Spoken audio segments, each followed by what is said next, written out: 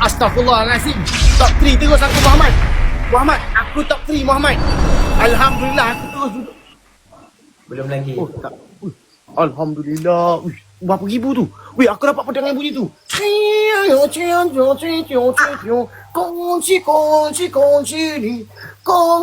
Wih, bapak, terima kasih. Ya Allah, terima kasih bang, terima kasih.